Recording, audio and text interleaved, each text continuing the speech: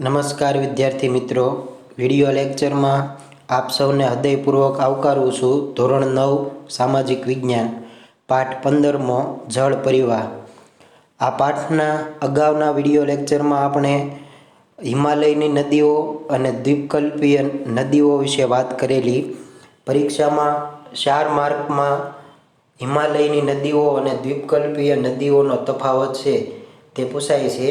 પ્રશ્ન એ રીતે હોય છે, તફાવત આપો હિમાલયની નદીઓ અને દ્વીપકલ્પીય નદીઓ, અથવા તો હિમાલયની નદીઓ અને દ્વીપકલ્પીય નદીઓમાં જે તફાવત છે તે સ્પષ્ટ કરો। 4 માર્કમાં પરીક્ષાની દ્રષ્ટિએ અગત્યનો પ્રશ્ન છે।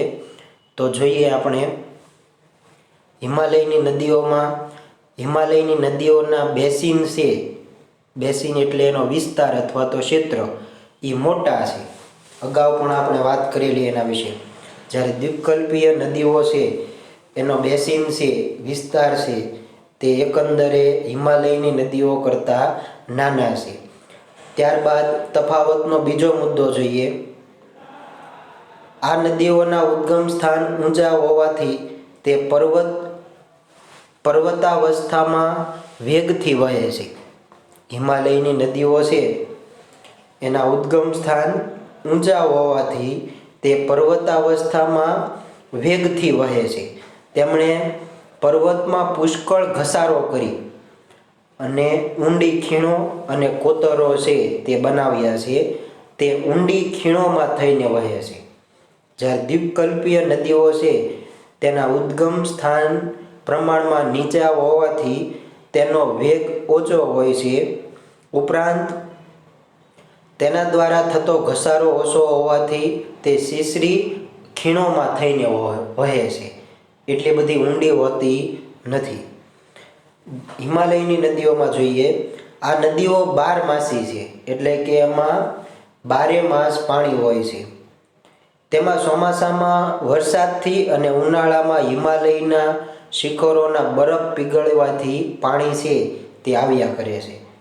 ચોમાસામાં વરસાદને કારણે અને ઉનાળામાં હિમાલયનો બરફ છે તે પીગળવાને કારણે પાણી છે તે આવ્યા કરે છે। જ્યારે દ્વીપકલ્પીય નદીઓ છે તેમાં મોટાભાગની નદીઓ છે તે મોસમી છે। મોસમી એટલે કે ચોમાસાની ઋતુમાં વરસાદ આવે એને કારણે માત્ર ચોમાસાની જ ઋતુમાં દ્વીપકલ્પીય નદીઓમાં પાણી જોવા મળે છે, બાકીની ઋતુમાં પાણી જોવા મળતું નથી। તેમાં માત્ર વરસાદનું પાણી આવે છે, તેથી મોટા ભાગની નદીઓ છે તે ઉનાળામાં પાણી ઘણું ઓછું થઈ જાય છે અથવા તો ખાલી થઈ જાય છે। ત્યારબાદ તફાવતનો ચોથો મુદ્દો જોઈએ। તે પર્વતોમાં તીવ્ર ઘસારો કરી રેતી અને કાંપ મેદાનોમાં ઘસડી લાવે છે। હિમાલયની નદીઓ છે તે પર્વતોમાં તીવ્ર ઘસારો કરી રેતી અને કાંપ મેદાનોમાં ઘસડી લાવે છે, જ્યાં નિક્ષેપણ ક્રિયાથી પૂરના મેદાનો, તટબંધ વગેરે રચાય છે। જ્યારે દ્વીપકલ્પીય નદીઓ છે તે ઓછો ઘસારો કરતી હોવાથી તેના પાણીમાં રેતી અને કાંપનું પ્રમાણ છે તે ઓછું હોય છે। ઓછો ઘસારાને કારણે તેમાં રેતી અને કાંપનું પ્રમાણ નહિવત હોય છે, આથી નિક્ષેપણ છે એ બહુ ઓછા થાય છે। ત્યારબાદનો મુદ્દો જોઈએ। હિમાલયની નદીઓમાં મેદાન પ્રદેશમાં તેના તળમાં થતા નિક્ષેપણથી પ્રવાહમાં ઘણું વિસર્પણ થયા કરે છે। મેદાન પ્રદેશમાં તેના તળ હોય ત્યાં નિક્ષેપણથી એટલે કે ઘસારાથી પ્રવાહમાં ઘણું વિસર્પણ જોવા મળે છે। જ્યારે દ્વીપકલ્પીય નદીઓમાં નક્કર છે તે ખડકવાળું તળ, મતલબ જે સપાટી હોય તે ખડકવાળું હોય, પથ્થર પ્રકારનું, ઓછું પાણી અને પ્રવાહમાં નિક્ષેપના અભાવે પ્રવાહનું કોઈ નોંધપાત્ર વિસર્પણ છે તે થતું નથી। ત્યારબાદ આપણે હિમાલયની નદીઓમાં સિંધુ નદી પ્રણાલી અને ગંગા નદી પ્રણાલી વિશે વાત કરેલી, આ ઉપરાંત બ્રહ્મપુત્ર નદી પ્રણાલી વિશે, ત્યારબાદ દ્વીપકલ્પીય નદીઓ વિશે વાત કરેલી, જેમાં આપણે Narmada basin, Tapi basin, Godavari basin વિશે વાત કરેલી.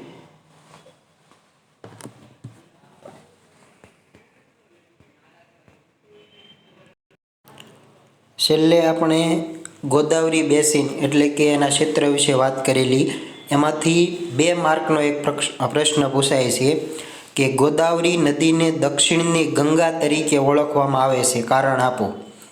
ગોદાવરી નદીને દક્ષિણની ગંગા તરીકે ઓળખવામાં આવે છે, કારણ આપો. તો એમાં તમારે ગોદાવરી નદી વિશે જે અહીં માહિતી આપેલી છે તે સમગ્ર માહિતી લખવાની છે. ફરી એકવાર આ પ્રશ્નનું કારણનું રિવિઝન કરીએ તો ગોદાવરી નદી છે તે દ્વીપકલ્પીય નદીઓમાં સૌથી મોટી નદી છે. ગોદાવરી નદી દ્વીપકલ્પીય નદીઓમાં સૌથી મોટી નદી છે. તે મહારાષ્ટ્રના નાસિક જિલ્લાના પશ્ચિમ ઘાટના ઢોળાવોમાંથી નીકળે છે. મહારાષ્ટ્રના નાસિક જિલ્લાના પશ્ચિમ ઘાટના ઢોળાવમાંથી નીકળે છે. તેની લંબાઈ છે તે લગભગ 1465 કિલોમીટર જેટલી છે. ગોદાવરી નદીની લંબાઈ 1465 કિલોમીટર છે. આ નદી પૂર્વમાં વહી બંગાળાની ખાડીને મળે છે. દ્વીપકલ્પીય નદીઓમાં તેનું બેસિન ક્ષેત્ર સૌથી મોટું છે. એટલા માટે જ આ નદીને દ્વીપકલ્પીય નદીઓમાં સૌથી મોટી નદી છે તે માનવામાં આવે છે. તો તેનું બેસિન ક્ષેત્ર છે તે સૌથી મોટું છે. આ નદી બેસિનનો 50% ભાગ છે તે મહારાષ્ટ્રમાં છે અને બાકીનું બેસિન ક્ષેત્ર છે તે મધ્યપ્રદેશ અને આંધ્રપ્રદેશમાં છે. ગોદાવરીને અનેક શાખા નદીઓ મળે છે. ગોદાવરી નદી છે તેને અનેક શાખા નદીઓ મળે છે, જેમાં પૂર્ણા, વર્ધા, પ્રાણહિતા, માંજરા, વેનગંગા તથા પેનગંગાનો સમાવેશ થાય છે. જે ગોદાવરી નદીને શાખા નદીઓ મળે છે એમાં પૂર્ણા, વર્ધા, પેનગંગા, પ્રાણહિતા, માંજરા અને વેનગંગાનો સમાવેશ થાય છે. ગોદાવરીનો પ્રવાહન માર્ગ છે, વહેવાનો જે માર્ગ છે તે લાંબો અને એનું બેસિન ક્ષેત્ર છે તે વિસ્તૃત છે, મોટું છે અને એટલા માટે તેને દક્ષિણની ગંગા તરીકે ઓળખવામાં આવે છે. હવે આપણે મહાનદી બેસિન વિશે વાત કરીએ તો મહાનદી બેસિન, મહાનદીનું ઉદ્ગમ સ્થાન છત્તીસગઢના પહાડી ક્ષેત્રમાં છે. મહાનદીનું ઉદ્ગમ સ્થાન છે તે છત્તીસગઢના પહાડી ક્ષેત્રમાં છે. તે ઓડિશામાંથી વહીને બંગાળાની ખાડીને મળે છે. મહાનદી ઓડિશામાંથી વહીને બંગાળાની ખાડીને મળે છે.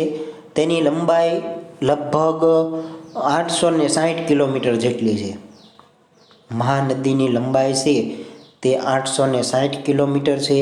તેનું બેસિન ક્ષેત્ર છત્તીસગઢ, ઝારખંડ અને ઓડિશામાં છે. મહાનદીનું બેસિન ક્ષેત્ર છત્તીસગઢ, ઝારખંડ અને ઓડિશામાં છે. ત્યારબાદ દ્વીપકલ્પીય નદીઓમાં કૃષ્ણા બેસિન વિશે વાત કરીએ તો તે મહારાષ્ટ્રના પશ્ચિમ ઘાટના મહાબળેશ્વર પાસેથી નીકળે છે.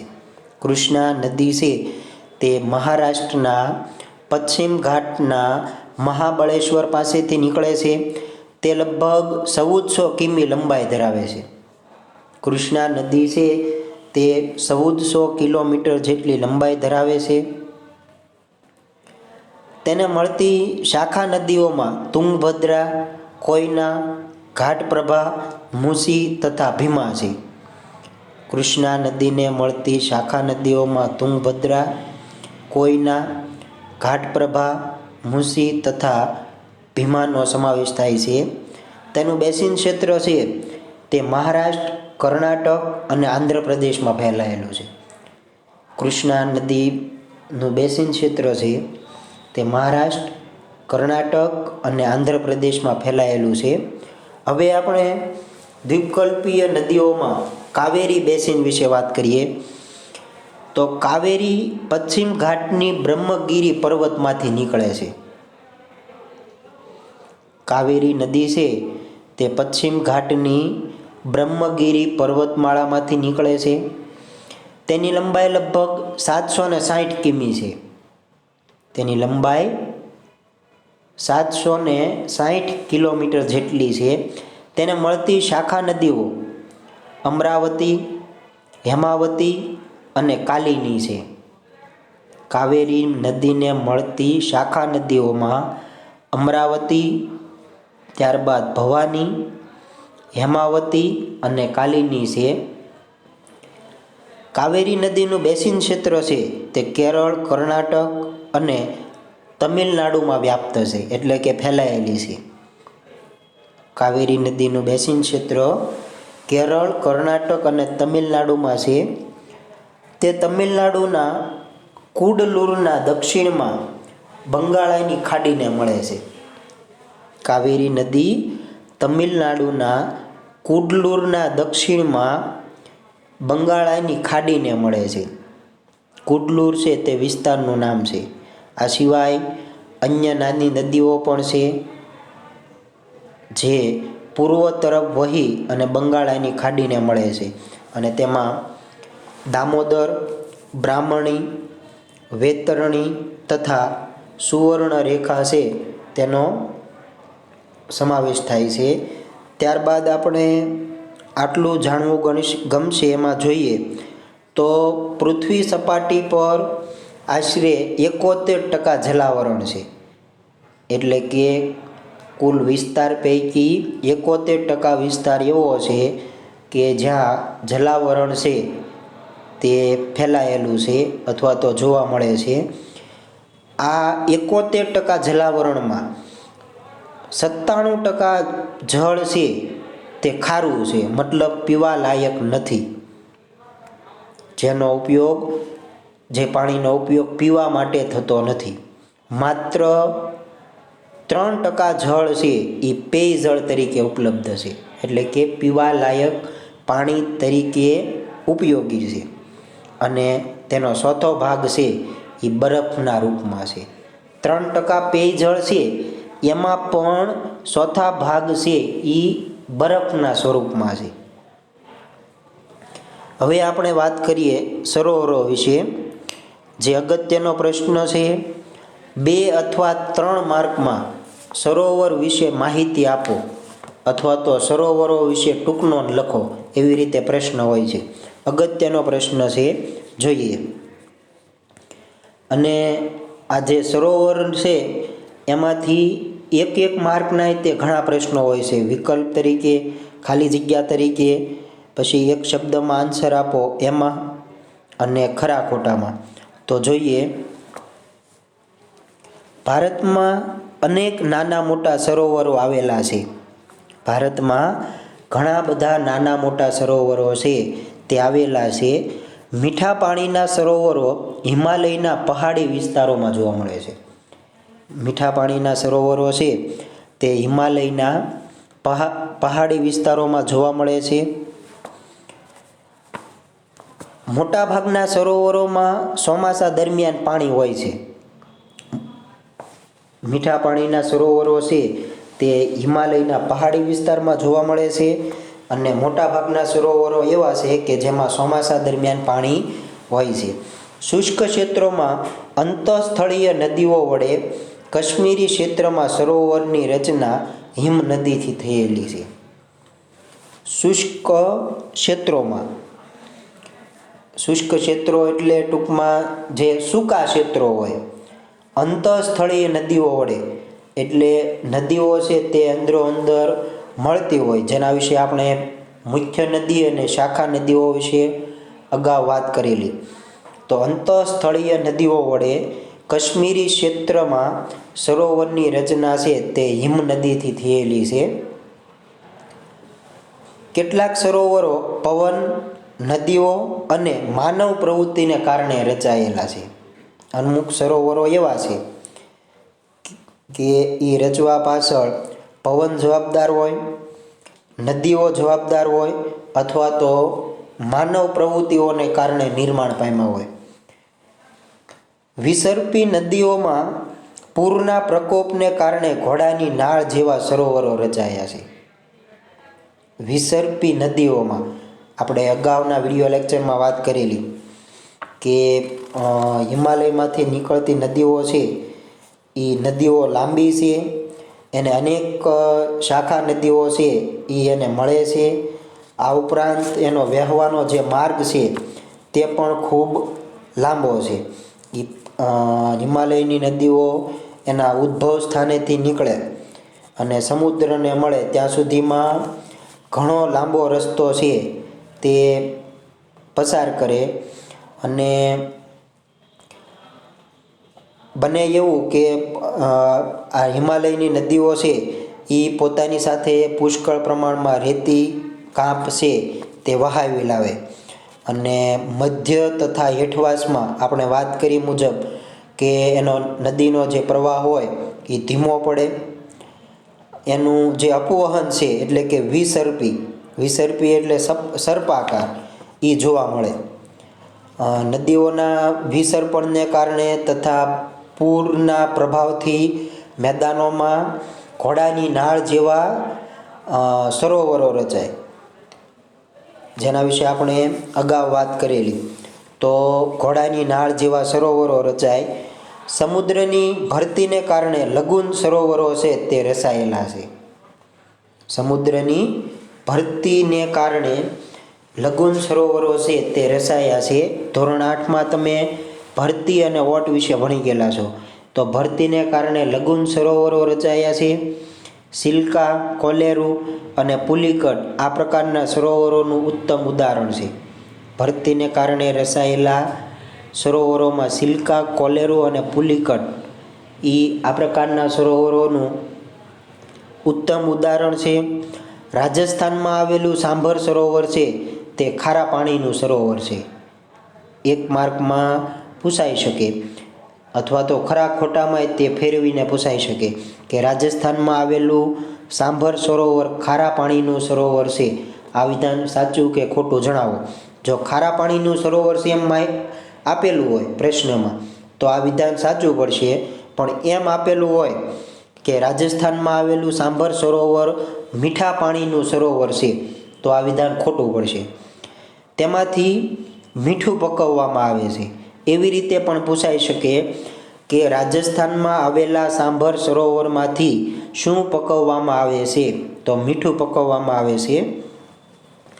ત્યાર પછી આગળ જોઈએ તો મીઠા પાણીના સરોવરો હિમાલયના ક્ષેત્રમાં છે. અગાઉ પણ આપણે સરોવર વિશે ભણ્યા ત્યારે વાત કરેલી કે મીઠા પાણીના સરોવરો છે તે હિમાલયના પહાડી વિસ્તારમાં જોવા મળે છે, જે હિમનદી દ્વારા નિર્માણ પામ્યા છે. હિમાલયના પહાડી વિસ્તારમાં જે સરોવરો જોવા મળે છે તે હિમનદી દ્વારા નિર્માણ પામેલા છે. જે તે સમયે નદીના ગર્તમાં પાણી ભરાવાથી સરોવરો રચાયા. જે તે સમયે હિમનદીના ગર્તમાં એટલે કે અંદરના ભાગમાં પાણી ભરાવવાને કારણે આ સરોવરો છે તે નિર્માણ પામ્યા. હિમનદી હોય એનો બરફ પીગળી જતા અહીં સુંદર સરોવરો બન્યા. હિમનદીનો બરફ પીગળી જતા અહીં સુંદર સરોવર નિર્માણ પામ્યા અથવા તો રચાયા. કાશ્મીરનું હુલર સરોવર ભૂગર્ભી ક્રિયાઓ દ્વારા રચાયેલું છે. કાશ્મીરનું હુલર સરોવર છે તે ભૂગર્ભીય ક્રિયાઓને કારણે નિર્માણ પામેલું છે. ત્યારબાદ આગળ જોઈએ આ સિવાય દલ, ભીમતાલ, ત્યારબાદ નૈનીતાલ, લોકતાલ અને બડાપાની વગેરે સરોવરો છે તે પણ આ ક્ષેત્રમાં જોવા મળે છે. દલ, ત્યારબાદ ભીમતાલ, નૈનીતાલ, લોકતાલ, બડાપાની વગેરે સરોવરો છે તે આ ક્ષેત્રોમાં જોવા મળે છે. અહીં એક ઉપર વાક્ય આપેલું છે કે કાશ્મીરનું હુલર સરોવર છે તે ભૂગર્ભીય ક્રિયાઓ દ્વારા રચાયું છે. તો આપણે અગાઉના ભૂગોળના પહેલા જ પાઠમાં જેમાં વાત કરેલી આપણે કે ભારતનું જે વર્તમાન ભૂપૃષ્ઠનું સ્વરૂપ છે તે ઘણી બધી ક્રિયાઓને અંતે નિર્માણ પામેલું હોય, કે ભૂસંચલન પ્રક્રિયા હોય અથવા તો પૃથ્વીની જે બાહ્ય સપાટી હોય એના હલનચલનનું પરિણામ હોય. તો આ બંને પરિબળો છે તે વિનાશક અને રચનાત્મક એની અસરો જોવા મળે. તો એની જે રચનાત્મક અસર છે એને કારણે આ જે કાશ્મીરનું હુલર સરોવર છે તે રચાયેલું છે. ત્યાર પછી આપણે વાત કરીએ સરોવરની ઉપયોગિતા વિશે. આ પ્રશ્ન પણ અગત્યનો છે. સરોવરની ઉપયોગિતા જણાવો. 2 માર્કમાં અગત્યનો પ્રશ્ન. સરોવરની ઉપયોગિતા જણાવો. જોઈએ, સરોવરો માનવીને અનેક રીતે ઉપયોગી છે. સરોવર છે તે માનવીને અનેક રીતે ઉપયોગી છે. તમને લોકોને થશે કઈ રીતે? તો અહીં આપેલું છે, કેટલીક નદીઓ સરોવરમાંથી પણ ઉદ્ભવે છે. કેટલીક નદીઓ છે તે સરોવરમાંથી ઉદ્ભવે છે. જ્યાં વધુ વરસાદ પડે છે તેવા ક્ષેત્રમાં આવેલા સરોવરોમાં વધારે પ્રમાણમાં જળ છે તે સંચિત કરી શકાય છે. જ્યાં વધુ વરસાદ પડતો હોય તો આ વધુ વરસાદ પડતા વિસ્તારમાં જે સરોવરો આવેલા હોય એમાં આ સરોવરમાં વધારે પ્રમાણમાં જળ હોય એને સંચિત કરી શકાય, એટલે કે સંગ્રહી શકાય, રાખી શકાય.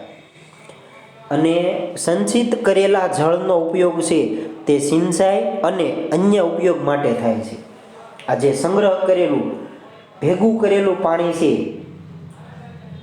તે સિંચાઈમાં, પીવામાં, ઘર વપરાશમાં, આ ઉપરાંત મત્સ્ય ઉદ્યોગ માટે પણ થઈ શકે. તો સંચિત કરેલો જળનો ઉપયોગ છે તે સિંચાઈ માટે. સિંચાઈ એટલે કે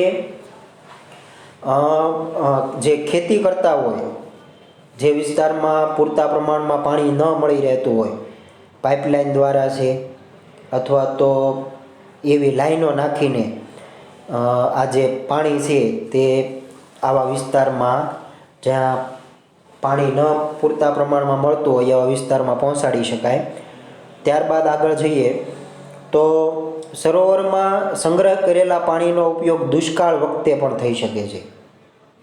બહુ સાચી વાત છે કે ઘણા વર્ષ એવું પણ બને કે વરસાદ ન આવે તો એ સમય દરમિયાન જે સરોવરમાં સંગ્રહિત પાણી છે એનો ઉપયોગ છે તે પીવાના પાણી તરીકે પણ થઈ શકે. તો સરોવરમાં સંગ્રહ કરેલા પાણીનો ઉપયોગ દુષ્કાળ વખતે પણ થઈ શકે છે. માનવી દ્વારા નિર્મિત નદી પર બંધાયેલા બંધો. માનવી દ્વારા, અગાઉ આપણે સરોવરોમાં વાત કરી કે અમુક સરોવરો હોય એ માનવ દ્વારા પણ નિર્માણ પામેલા હોય.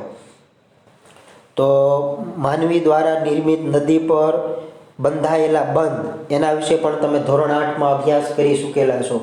કઈ નદી પર કયો બંધ બાંધવામાં આવ્યો છે તેના વિશે. તો માનવી દ્વારા નિર્મિત નદી પર બંધાયેલા બંધ અને તેને અંતર્ગત કેટલાક સરોવરો એ જળ વિદ્યુત ઉત્પાદન માટે ખૂબ જ ઉપયોગી છે. બંધ બાંધીને ત્યાં આગળ એવા ટેકનોલોજીવાળા સાધનો મૂકીને અને વીજળીનું ઉત્પાદન છે તે કરી શકાય છે. તો જળ વિદ્યુત ઉત્પાદન માટે ખૂબ જ ઉપયોગી છે. ઘણા સરોવરો તો કુદરતી સૌંદર્યમાં વધારો કરે છે. સરોવર છે તે કુદરતની સૌંદર્યતામાં વધારો કરે, એટલે કે કુદરતની સુંદરતામાં વધારો કરે. અને ઘણા સરોવરો એવા છે કે જે ફરવાલાયક સ્થળ તરીકે પણ જાણીતા છે. પરિણામે આવા અહીં આપેલું જ છે, પરિણામે આવા સરોવરો સહેલગાહ તરીકે વિકસિત થયા છે.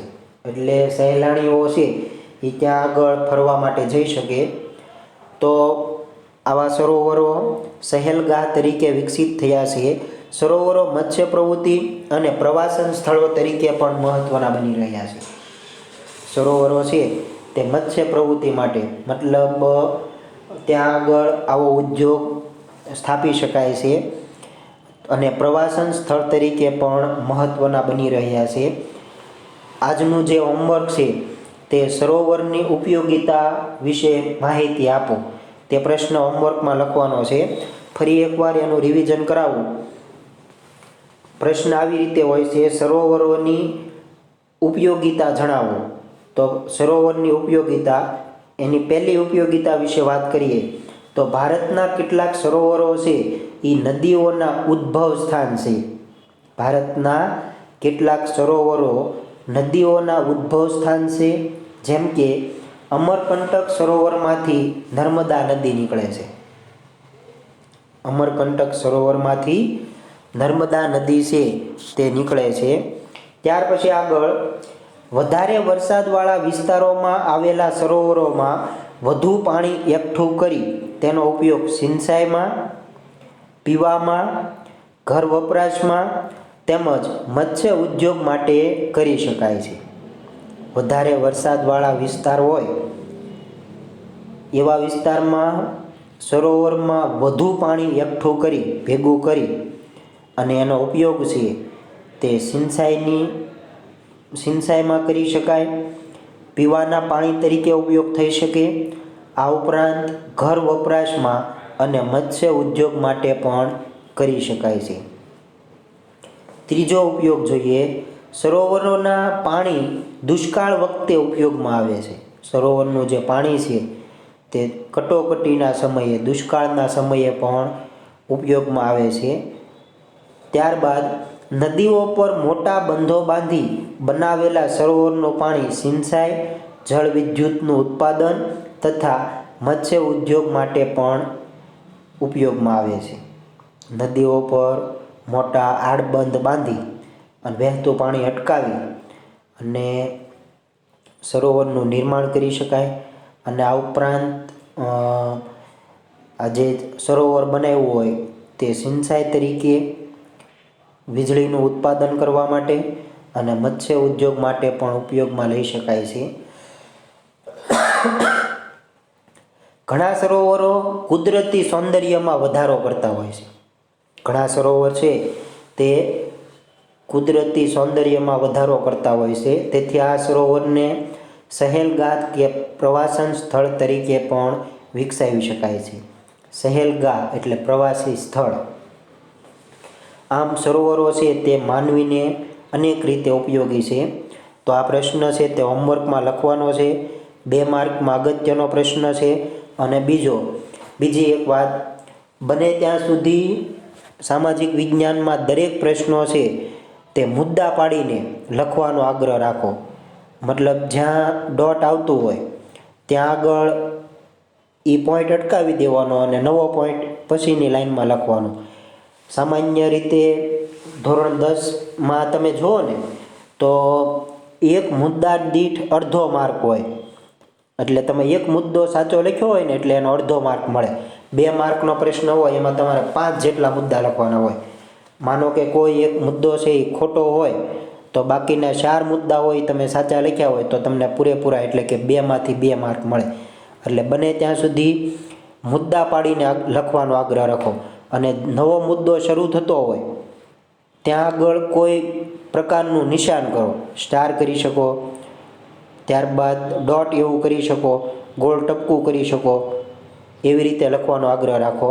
અને કોઈ એવા વર્ડ આવતા હોય જે અગત્યના હોય, દાખલા તરીકે હમણાં જ મેં વાત કરી સરોવરની ઉપયોગિતા વિશે, તો જે સરોવરનું પાણી હોય એ સિંચાઈ તરીકે ઉપયોગી થાય, પીવામાં ઉપયોગી થાય, ઘર વપરાશમાંય થાય, મત્સ્ય ઉદ્યોગ માટે પણ કરી શકાય. આ ઉપરાંત જળ વિદ્યુત ઉત્પાદનમાં પણ સરોવરનો ઉપયોગ થઈ શકે. તો આવા જે વર્ડ હોય, જળ વિદ્યુત ઉત્પાદન માટે, મત્સ્ય ઉદ્યોગ માટે, પીવા માટે, ઘર વપરાશ માટે, એવા જે શબ્દ હોય એની નીચે પેન્સિલથી અંડરલાઈન કરવાનું રાખો. એટલે પેપર જે જોતા હશે ને એ વ્યક્તિની સામે તરત જ આ શબ્દો હશે એ એને બતાવશે. એટલે એ આપોઆપ તમને પૂરેપૂરા માર્ક આપી દેશે. તો આજનું જે હોમવર્ક છે તે સરોવરની ઉપયોગિતા જણાવો તે પ્રશ્ન લખવાનો છે.